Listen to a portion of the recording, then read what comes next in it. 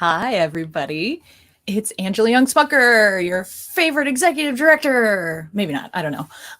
But welcome, Third Coast Thursday. It's our last Third Coast Thursday before we take a break for a little while, so I'm really glad that you're here with us today. If you're watching the replay, welcome. Make sure to go back and check out some of our past episodes and see other folks we've talked to. I'm really excited to talk to my guest today, Erik Malmquist. He's one of our newest board members for Third Coast Baroque, and we're going to get to him in just a second. But first, I have a little announcement. Dun, dun, dun.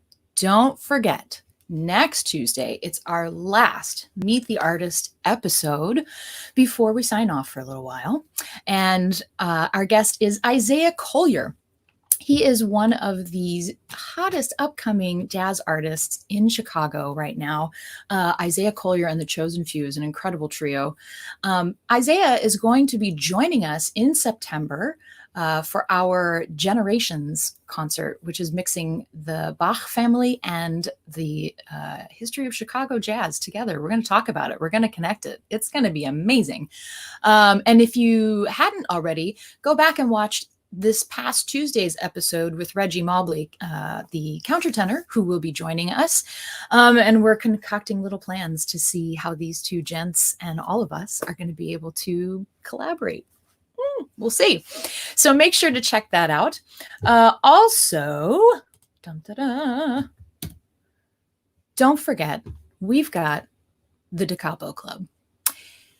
If you have not checked out our Capo Club, we are, for a limited time, offering to the first 5 people who become a member of the Capo Club at the $10 a month level, you get our Third Coast Baroque tote bag, which is right there. It's a handy little tote, limited edition. We've got only a few of them, so make sure to get yours.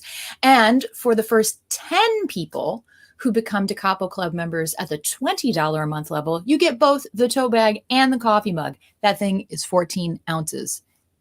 It's huge. I mean, that handle, it's your whole hand. You can fit your whole hand on that handle. It's amazing. You're going to stay fully caffeinated, fully energized. Anyway, you can go to thirdcoastbaroque.org/donate to become a member of the Capo Club or to make a one-time gift to support Third Coast Baroque now and in the future. Also, one last reminder, if you haven't already, make sure that you are connected with us. Stay in touch. Subscribe to our email newsletter at thirdcoastbaroque.org. There's a little button you can click on, says subscribe. You just put your name, your email, you click I'm not a robot, and there you go. We don't need robots, we need you. And make sure you subscribe to our social media channels, YouTube, Instagram, and Facebook, and keep in touch. We're going to be keeping in touch with you as much as we can leading up to our next season and then throughout the season. I want to say a quick hello. John Sagos. Hi, friend. Always good to see you. Thanks for being here. Without further ado, I'm going to bring on my guest, Erik Malmquist. Hello. Hey, Angela. How's it going? I'm good. It's so good to see you. I'm so glad you're here. Thank you for inviting me. I can't believe I get to be the final guest in the series. This is quite an honor. Oh. You get a special sticker. Do I? I'll hold you to that. Absolutely. Yeah. Well, at least you should be getting a coffee mug, John. Okay. I was together with my coffee mug or tote bag. Okay. Fair enough. Okay. Very good. We're all about the swag. There's a lot of promises being made right now, Angela. I'm not. I know. Okay. Let's start over. No. All right. Yeah. Anyway. Hi. Thank you again for having me. I appreciate it. Oh, awesome. Awesome. Folks, if you don't know Erik, like I said, he is our most recent board member to join us at Third Coast Baroque. And he also recently took the position as executive director for the Elgin Symphony Orchestra. And we're going to talk about that in a little bit. But first, I want to dig in, as I always do. Let's hit it. Erik, what is your musical origin story? Because I know you did not, come out of the womb saying, I want to be an arts administrator. Do you actually know that, though? I mean, I might have. Okay, no. I take it back. Maybe. No, it's give me spreadsheets. It's a passion. It's a passion. Everybody has their thing. So music is in my family all the way through and through. And so I came out with music being just really present in my household. My father's a violinist, and also is the director of the Schaumburg Youth Symphonies, and directed the orchestras at Conant High School in Hoffman Estates for 30, holy cow, years. My mother, a pianist, and my older sister also plays the violin. So I was started on violin at age 3. Although not with my father. It was his idea that we wouldn't take it seriously, my sister and I, if we studied with him. And I think that he was probably right about that. And so I studied violin with one of his colleagues from the orchestra where he played. And so I studied violin from 3. I also joined the Elgin Children's Chorus, which is a very, very fine institution there. And so we were really part of that kind of Elgin kind of cultural scene for a long time. So I studied violin all the way through high school, and I went to college at a small school in Northeast Iowa, Luther College, where I went for vocal music education. I know Luther well. One of your fellow Stetson University music department members, Tim Peter, was my freshman choir director. The gentleman who directs the choirs now at Stetson University was also a choir director at Luther. So yeah, small world. It's a small little world, my friends. I love it.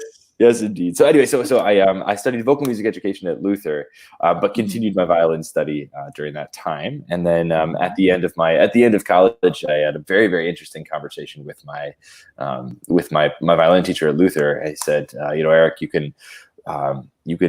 It's much easier to come back and teach than it would be to go back and perform once you've kind of stepped away from it. And so this is really give it a shot, see what you can get into as far as graduate schools go. And if you can't get into a graduate school you want to go to, then you have your answer. Go on and enjoy your career as a teacher. If not, then maybe there's some more runway for you.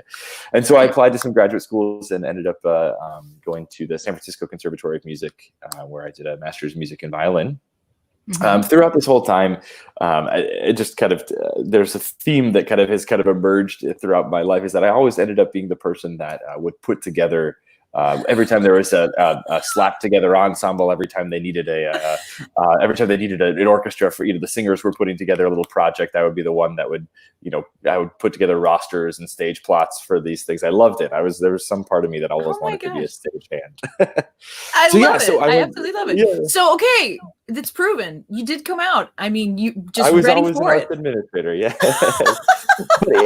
This stems from one really important thing, which is that the thing that was always most exciting about music for me was the collaborative side of it. I was never somebody who was in love with having the spotlight on me. Never loved being a solo performer. I liked bringing people together, and so I did a lot of that in graduate school, and then from that point I moved to New York City, where I worked for Manhattan Concert Productions, doing and also played in their orchestra. And that was the first time I'd worked for an arts admin company as an arts administrator. And that was really a really eye-opening experience for me, and how kind of meaningful a career in arts admin can be. For the longest time, I believed that the only way to serve music was to be a musician yourself. And I learned in the process of again, assembling an orchestra, of hiring soloists for these concerts that we were having to hire them for, that something about that was really special about arts management was that you could bring in, you could shape arts in a much more kind of tangible way, that you had a way of not only coming together with people, but bringing people together. And so that's how I ended up. Yeah. I mean, I was just going to ask you sort of what excites you about that process of the arts management. And I think you sort of hit on that idea of being responsible for helping to bring people together is an incredibly rewarding experience, I think. Without question. Yeah, without question. Because I think that it's once you see, there's something very neat about knowing that that what's happening on stage wouldn't have happened if you hadn't been there, and knowing that nobody in the audience is ever going to know or really care.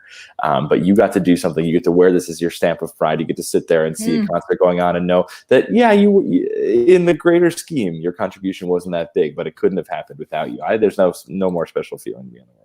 Absolutely. Absolutely. And so, were there any Were there any experiences that you had when you were working specifically in artist management that continued to, well, anything that surprised you while you had that position, or just sort of anything memorable that stuck out to you that you can talk about in public? What I can talk about is yeah. No, okay. So so after this work at Manhattan Concert Productions, I went on to become an agent at Symphony Green Artists, which is a really, really phenomenal place to work, and I got to work with terrific opera singers. Opera is a very colorful industry, and that's not just the singers. That's top to bottom, as you know better than anybody. It's everything from the administrators that work behind the scenes to the people that support opera. Always have what brings people to opera is often very colorful, and so no, I mean, what I loved was drama llama, perhaps a little extra drama here and there. But it comes from a really interesting place, which is that in order to, I mean, it's centered around singers, of course, and the courage that it takes to stand in front of a house of 4,000 people and do something so physical like singing for a house of that size, and to think that that what you are presenting is worthy of the attention of 4,000 people is it really takes a special kind of courage and a special kind of possibly delusion, and I think that and I don't say that disparagingly, because these are phenomenal people and really courageous people, but around that there's been this industry that's been constructed around the kind of the diplomacy it takes to encourage somebody to feel the confidence, to feel their best, to walk out there and think, you're going to listen to me and you're going to love it. And, and that's that apparatus is fascinating. And I loved watching, my work took me, I traveled quite a bit, because we used to joke that I was a professional audience member. I'd have to go see shows all the time. And being there and seeing the way different audiences interacted with the art form, seeing the way an audience in Belgium is different than the audience in Tokyo, and the audience in Tulsa is different than the audience in Toronto. It's a fascinating, because everybody has their own relationship with the art form, and so it was a fun 30,000-foot view of the way opera has impacted different communities. And there is no one size fits all approach to the arts. Yeah. Well, you know what? That actually makes me think about, right now we're trying to, in Chicago in particular, and in Illinois, where our groups are based, we're trying to figure out how we can manage any aspect of live performance with an audience. And I know both of us have been talking with our teams and our artistic directors and our artists about what's possible. And I know that I'm getting just a little bit of echo over there. Oh, strange. Sorry, not sure what this is. It might be coming from the other earbud. Oh, is it? Sorry. Maybe. That's okay. I was trying to do the cool look, The cool thing. You still look cool, man. Oh, Angela. Thank you. Look, man, Third Coast Baroque, it's a cool place to be. Obviously. We're here. I mean, right? I mean, come on. So no, I was just thinking about just about how an audience affects the artist, right? Just in general.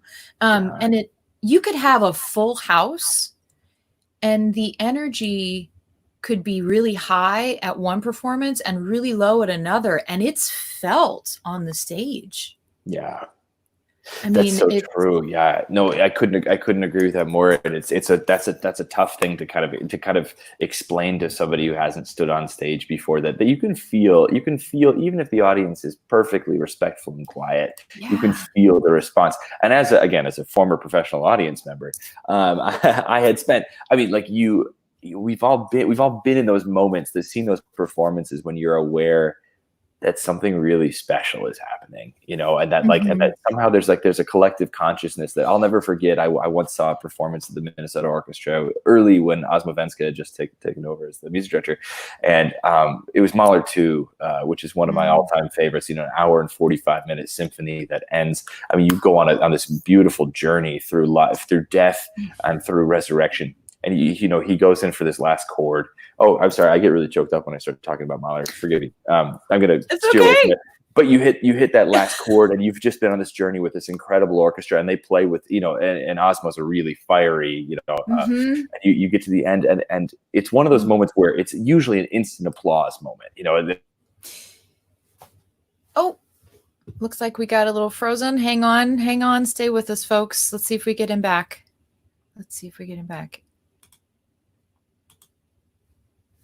Oh, see, this is what Mahler does. Mahler just takes you and he takes over.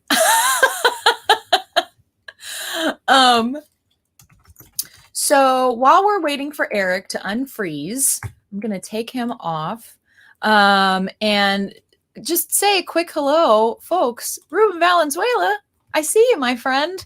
We'll get you that badge. We'll see. I'll talk to my people.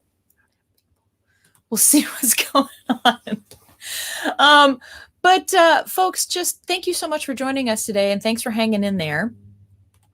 I'm going to see. All right. I think Erik's just about to come back. So if we hang on just one more second, because I definitely want to hear more of this Mahler story. Mahler is incredible. And Osmo Venska, wow. I lived in Minnesota for a while when I was working on my graduate work, and I got to see him in action. All right, Erik's coming back. Whoop, hang on. We're doing it. All right. I think Mercury is in retrograde, so we're doing all right. We're still here. Oh my gosh. But anyway, yes, Mahler. I'm pretty sure Mahler was a big Bach fan. Oh, hey, guess who's here? There he is. How you doing? I wanted you to miss me. Did it work? Did you miss me? Totally. I'm like, I want to hear more about Mahler and Osmo. It just, anyway, ending chord, normally that moment where everyone just like blows up, but like there was like this, just like a fraction of a second where it was total silence in the hall. And like those are those special moments, that way you hear that and you realize that everyone experienced it together. And that's live performance. And that's what's been so hard, is that we haven't been able to share that space between stage and audience. Yeah. And I have actually, I've tuned into a few live performances. For instance, I tuned into the Leipzig presentation of the St. John Passion arrangement that they did, and I had no expectation of any of what the performance would be or my reaction to it, and I had it going, and they got to the final chorus, and I just lost it. Yeah. I sat there and I'm like, of course, speaking to myself, I'm like, really? This kind of performance is going to affect me like this? I had no idea that was even possible. Yeah. We find ourselves interacting with music in an entirely different way right now. And it's very cool. Yeah. Well, I commend everybody who is doing everything that they can to keep these kinds of collaborations going and keep these kinds of connections going. I mean, I think we're all just really, really hungry for it right now. And so I know you and I are both working on the back end of things to sort of just see what we can do, making sure our artists are safe and our audiences are safe and everything's working within the shoestring budgets that we now have. And it's just unbelievable.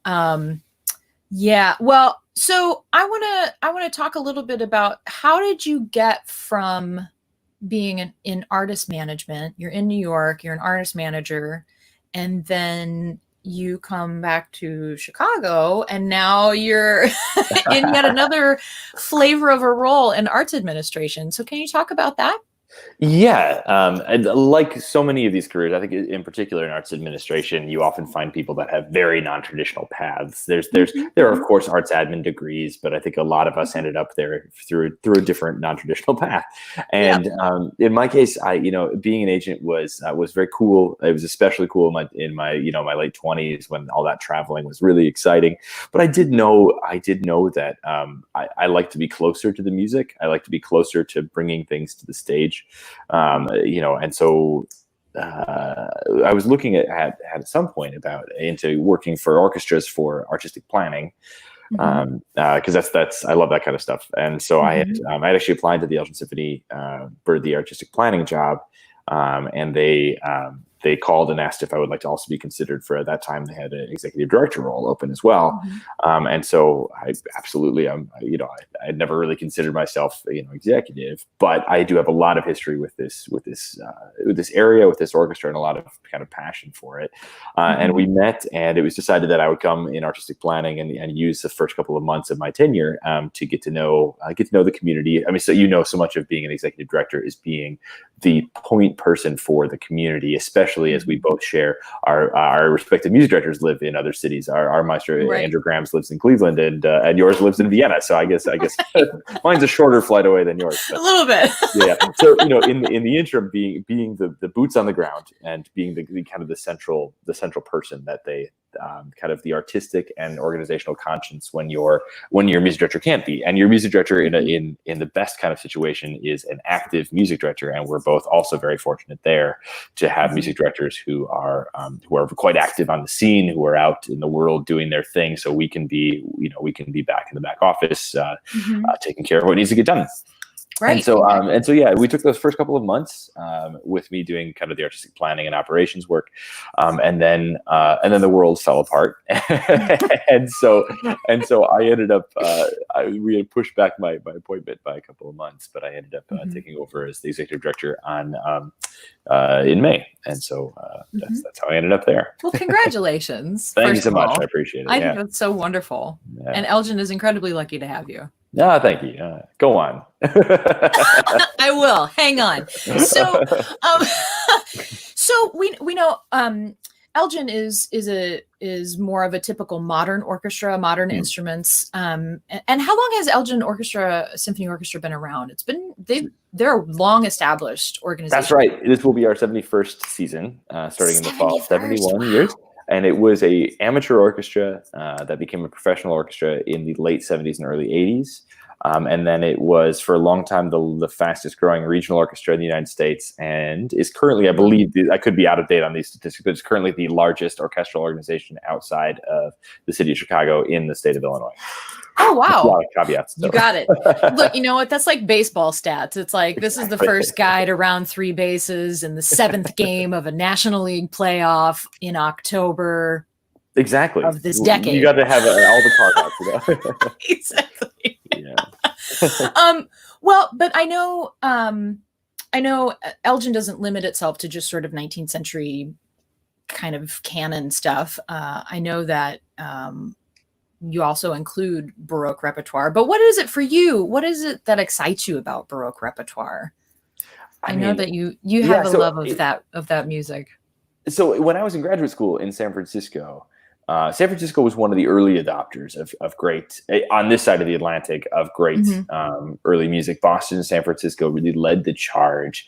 And so I was lucky to be introduced to it. Of course, I had to study Baroque music most of my playing career, but it was in a way that is not kind of stylistically correct. I was taught in a kind of a modern instrument context.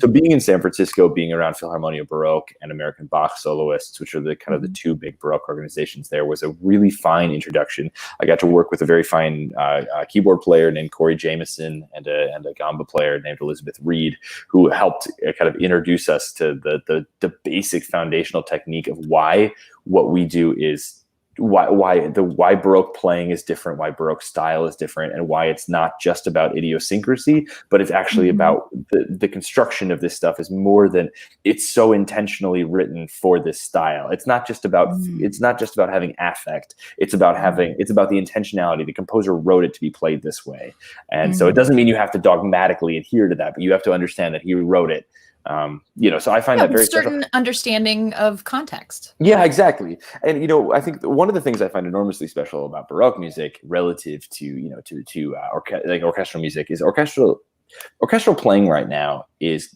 there's one global orchestra. I think if we went to the CSO right now, you would find people from I would venture to guess 45 states. People from all over the country, all over the world. It's one, which is cool in its own sense. It's become kind of a global language. But what I've appreciated about Baroque music is that there remains a regional language to Baroque music in a way that in a previous generation there was a Philadelphia orchestra sound, there was a distinct brass sound in Chicago, and like now there's still these little there's different techniques that emerge from these different schools. There's a throwback part of it that I find really cool. I love that.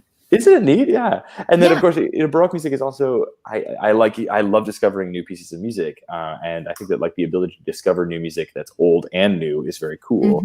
And there's huge amounts of music that, because it was of course in the Baroque era, it was very in vogue to always have the next new thing. And so much of this repertoire just kind of fell away, and now we're stumbling across incredible pieces. It's not just Bach, it's not just Handel, it's Schütz, and it's Buxtehude, and it's Kuhnau, and it's there's incredible music out there that's really absolutely cool. Yeah. Well, yeah, and I think some people don't realize in that era, it was all about what's next, what's new. There was not much looking back. There wasn't this sense of music history that we, as professional musicians or academics that we are examining first before we do whatever we do. That didn't come until, 19th century, really. Although, oh God, now I'm going to get slammed. There are caveats to everything, but yeah, let's assume Mendelssohn discovered Bach and the rest is history. Yeah, exactly. I'm going to write that on my DMA exam. Perfect. Okay, you heard it here first. This is the problem. We've got a DMA candidate on the It's so terrible. Oh God. No, but there wasn't this constant look back at what happened before. There was always this. It seems like there was this sense of, all right, you're the new guy in this position of music director at this church or whatever. What do you got? What are you bringing us? Bach and Handel, they're constantly borrowing from themselves all the time because they're constantly having to pump out new music. So of course, Handel's going to write his first oratorio and then use like more than a dozen of those movements over and over again. Of course he is. He's not an idiot. Yeah. It's just economic. Yeah. Exactly. Well, so that brings us to Third Coast Baroque. You want to talk? Let's talk about your TCB origin story. I want you to share it. Yeah, for sure. So yeah, I mean, I think that I don't know. Maybe I'm claiming out some ground for myself that I don't deserve, but I feel like I have the coolest kind of onboarding because I've never seen a Third Coast Baroque concert, which is live. Yes, I've seen that. Yeah. But in New York, while I was a manager, I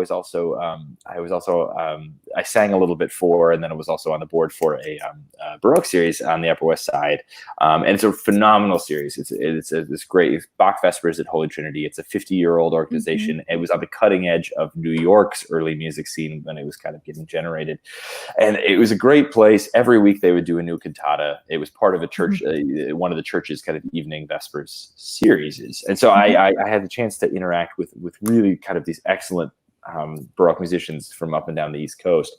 And when I left Chicago, I moved away in 2005 is when I went to college. And when I left Chicago, the Baroque scene was dominated, as it is. It remains by Music of the Baroque, which is a terrific chamber orchestra, but it is a modern instrument orchestra. It is, of course, an excellent record of great music. However, it is not what it's not what attracts me to Baroque music. I value the music they make, but it's not what I find attractive. And so I was lamenting the fact, as I knew that I was going to be moving back to Chicago, I was lamenting to a colleague of mine, a really fine countertenor by the name of Clifton Massey, who I believe you know. And my dear friends. I was lamenting to him that I was going to be moving back to Chicago, and there was not going to be much period instrument work that to enjoy. And he said, you should really check out this group. So I went out and sang with them once, and there's something rather serious happening here. And I have to say, I'd heard of it. I'd heard something was happening, but I hadn't really checked it out, and I was very excited by it. I reached out to Ruben. I think I added him on Facebook, and I wrote just one of these like awkward texts where I was like, "Hey, don't really know how to put this, but like, I would like to be involved. I'd like some. I hope that we can maybe grab a coffee when you're there." And Ruben was kind enough to rather quickly turn around and call and facilitate our introduction. And then you and I, of course, met for coffee, and I was all excited to go and to the first performance that I was going to see of Third Coast Baroque in April. And then, of course, the world fell apart. So, so here we are. So here we are. But you're still here with us. Yes, and I'm very excited to be. And I think that the heightened anticipation will make that first concert very special. It's going to be exciting. It's going to be very exciting. And I know I speak for the rest of the board and all of our artists when I say thank you for joining us and supporting us and being a part of this. I think moving in sight unseen in a way well put, is incredible. And that, I think that speaks to the passion and excitement that you bring to the organization as well. And sort of recognizing the potential of what we can all do together. Which, oh man, here we go. I know I get ideas. So we're going to be talking about that stuff more next month when we have our little meetings and things. Oh, yes, yeah. Indeed. Excellent. Oh, good. There are leaf blowers starting outside. So that's fun. We're having fireworks all over the place. So I'm just waiting for my interruption at some point. Yeah. Okay. Well, Erik, I want to ask you a couple other questions. What has surprised you during this time, during the pandemic, in terms of arts organizations or consuming art online or any of that? What have been some things that you didn't expect to experience? I didn't expect like every organization, the ESO has made an abrupt shift into digital content. We've only done one digital concert, but I've been very surprised to see how willing and kind of eager our core audience was to adapt to that.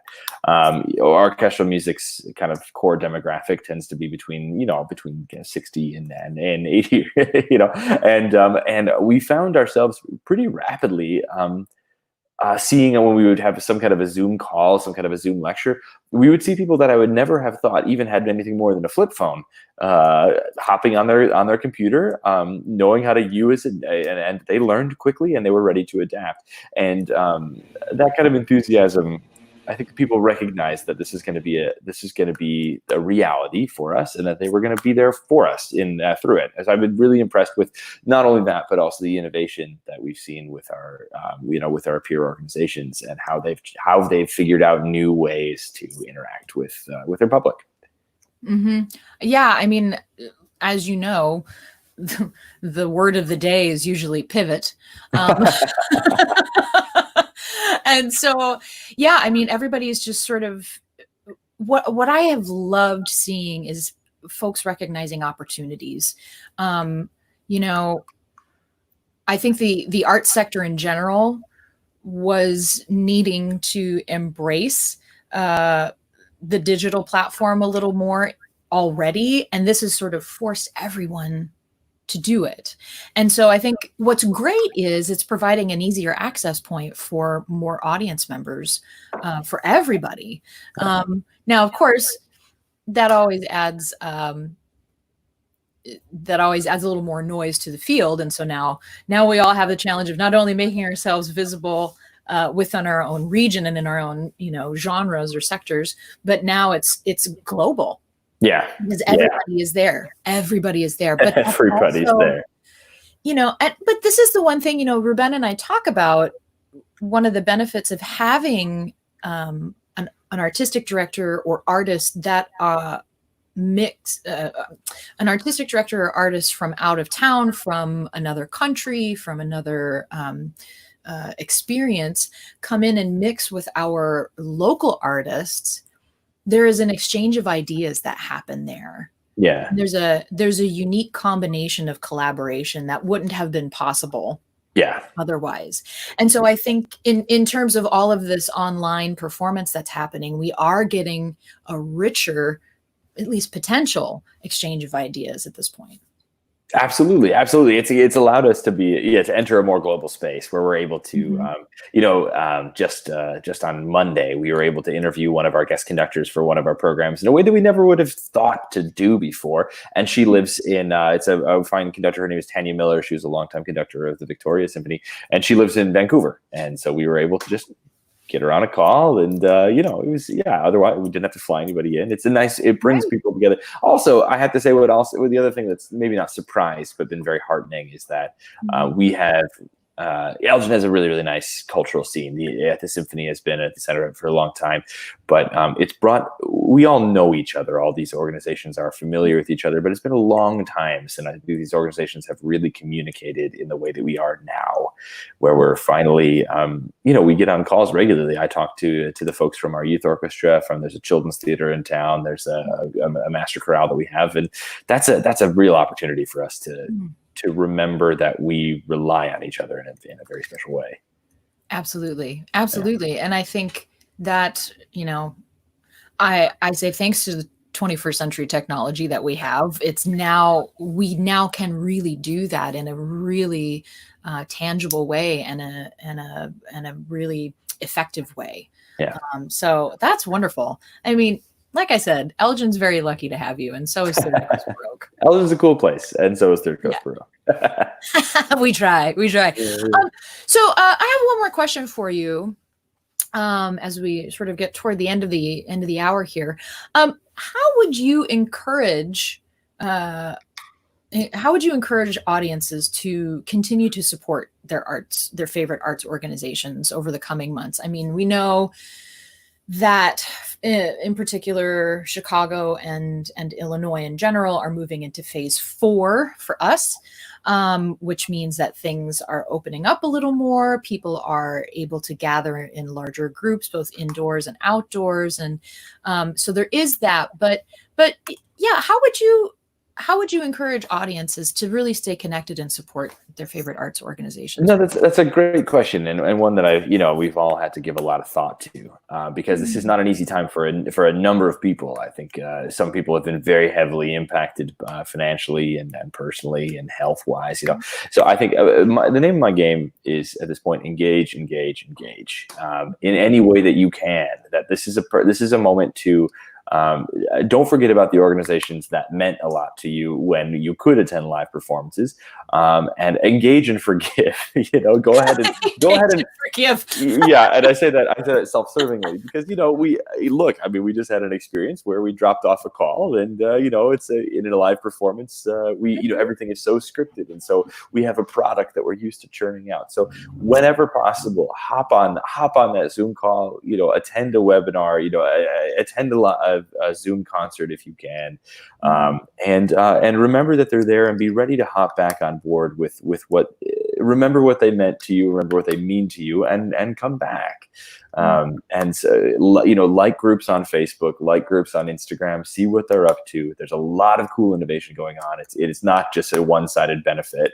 And then, of course, if you have the capacity at this point, there's no better time to kind of show your support for the future of the art form, than to say, yeah, it's going to be hard. There's a chance that I'm not going to see a return on the money that I'm donating for another couple months, another few months, God forbid, another calendar year. But I'm going to invest right now to say that, I believe that this is going to come back, and it will come back. I mean, music. This is one of the things about working with a Baroque organization is there's been plenty of interruptions. There's been plenty of world events that have come between music and audiences, and remember that music has always returned, often stronger than it was before. But now's the time to invest. Now's the time to engage, and now is the time to forgive. It's a long game. We're playing a long game right now. Yeah, exactly. Yeah. No, that's wonderful, and I wholeheartedly agree with everything you just said. Wow, Erik, thank you so much. any final thoughts that you'd like to share with our audience before we wrap up today? No, I'm so excited to see. I'm so excited to see everybody in person and to finally meet. I feel, like I said before in the call, part of what makes performing arts organization so special is the way it interacts with its audience, and I can't wait to finally have the opportunity to see that firsthand. And so, thank you, Angela, for all that you're doing to kind of keep things to pivot, if you will. And thank you to Ruben and to John, and for all the work that you guys are doing to keep things relevant and to bring excellent period instrument Baroque music to a community that I really care about. So thank you. Oh, well, it's work that I love to do, and I'm excited to see how things move forward over the next few months. So I'll be talking more. Stay tuned, everybody. Well, thank you so much for joining me today, Erik. I'm going to let you go, but we'll be seeing each other soon, I know. So thank you so much, Erik. Cheers. Thanks, guys. Yep. Oh, thank you, everybody, for joining us today. I'm so glad we got to talk with Erik. Also, just want to remind you that next week, next Tuesday, June 30th, is our last episode of Meet the Artist before we take a break for a little while. And we will have jazz saxophonist Isaiah Collier. He will be joining us with Third Coast Baroque in September when we come back for our season opener with our other featured artist, Reggie Mobley, who is a wonderful countertenor. We talked to him this past Tuesday. You can see that episode on all of our social media channels, on our website as well. And don't forget, you can get swag, friends. Who doesn't love swag? Our Da Capo Club, just want to remind you, is our club for folks who like to give recurring donations, help sustain Third Coast Baroque now and in the future. So for the first 5 people who sign up at the $10 a month level, you will get this sassy, there we go, that tote bag right there. I mean, who doesn't need a tote bag? It's great. And for folks, the first 10 people who sign up for the $20 a month level will get both the tote bag and the coffee mug. And that coffee mug is huge. It's fantastic. It's going to hold all your coffee, tea, whatever you got.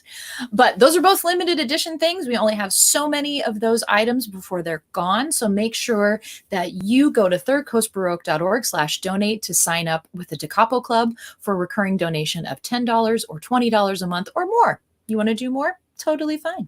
We don't mind. And in the meantime, make sure you stay in touch with us. Subscribe to our email newsletter at thirdcoastbaroque.org and follow, like, and do all the fun things on our social media channels, Facebook, Instagram, and YouTube. But for right now, folks, I'm going to sign off. I wish you all the best. Have a wonderful day, a wonderful weekend, and we'll see you next week, next Tuesday, for Meet the Artist with Isaiah Collier. Take care, everybody.